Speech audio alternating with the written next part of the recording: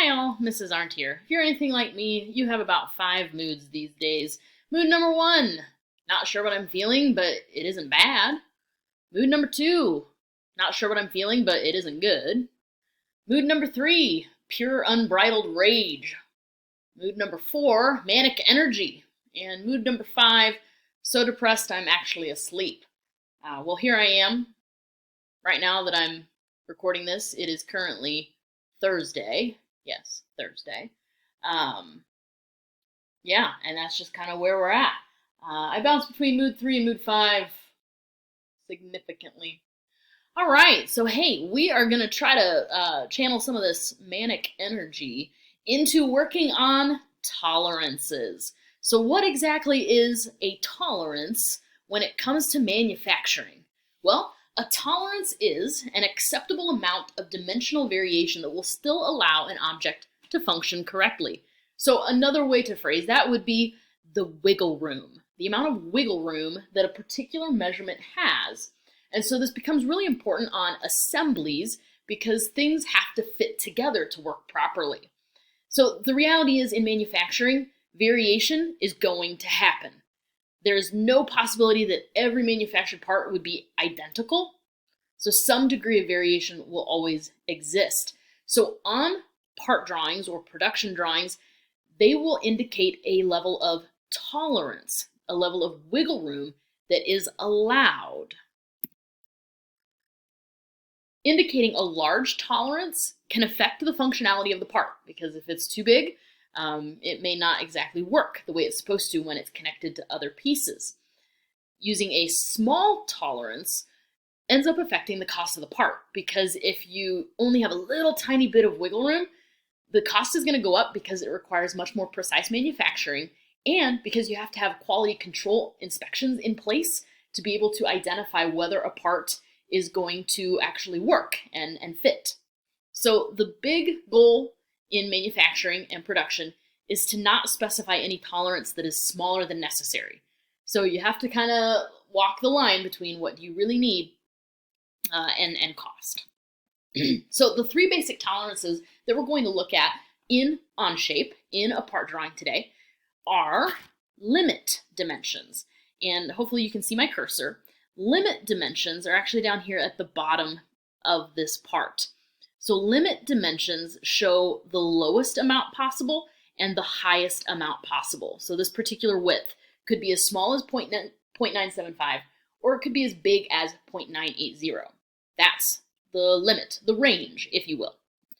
The next type is called a bilateral tolerance, and that's up here at the top for this particular counter bore size. The diameter of the bore can be 1.17 inches plus or minus 0.002 inches. So the specified dimension, the goal, the identified amount that it should be is 1.17, but the wiggle room could be 0.002 bigger or 0.002 smaller. So it's bilateral because it goes 2 ways.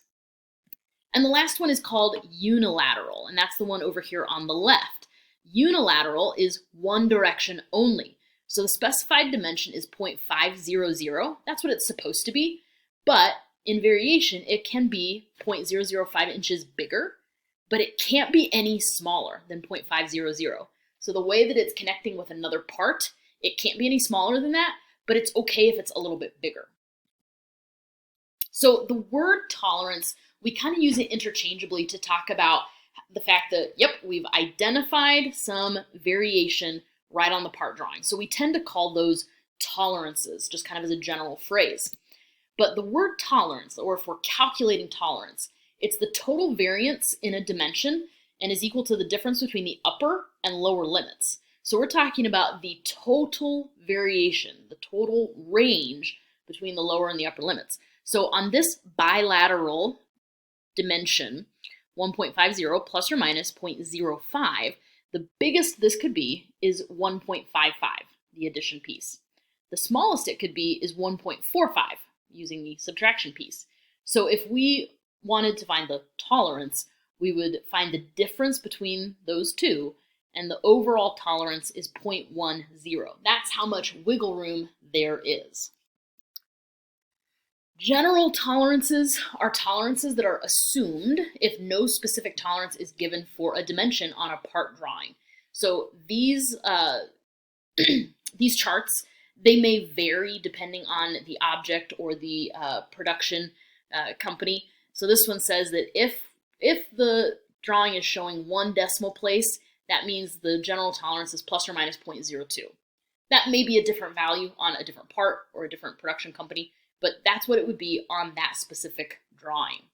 So these are not universal. They're not always assumed because it would have to be shown on the drawing. We're not going to worry about that too much today. It's a little wonky trying to change the decimal places on Onshape, but we'll take a look at it because Onshape is actually really pretty good about tolerances.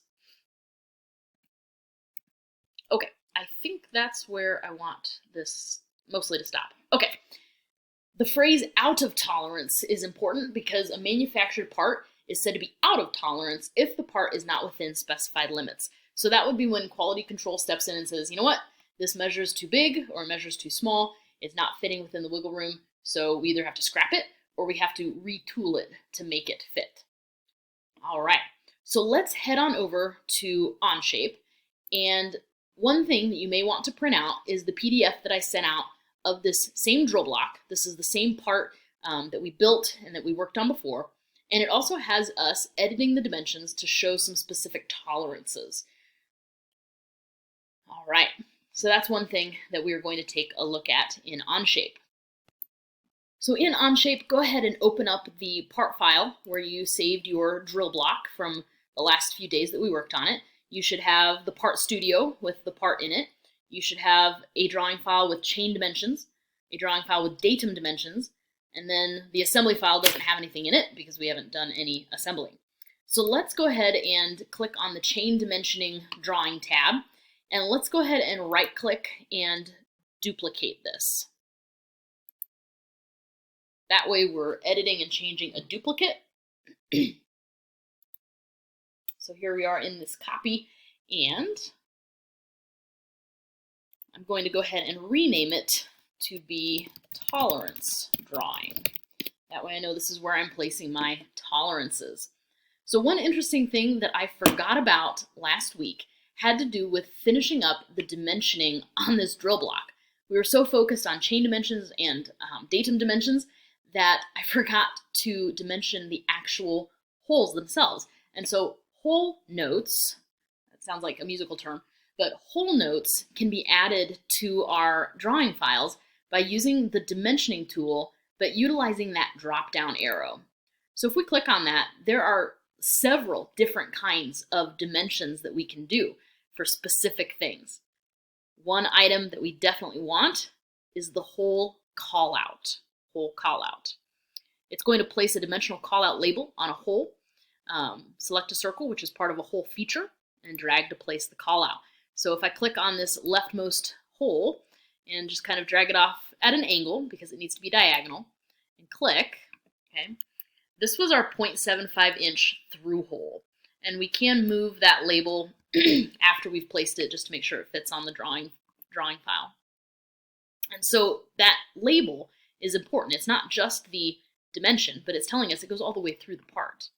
So let's go ahead and use that hole callout again and click on the next hole and dragging it off to an angle. There we go. This was our 0.25 inch diameter hole that went to a depth of 1 inch, and the counterbore on it had a diameter of 0.38 inches and a depth of 0.25 inches. So let's go ahead and finish off all the hole callouts for the other holes that are present. And just try to organize them. It doesn't matter exactly how the angles look as long as they are not vertical and they are not horizontal.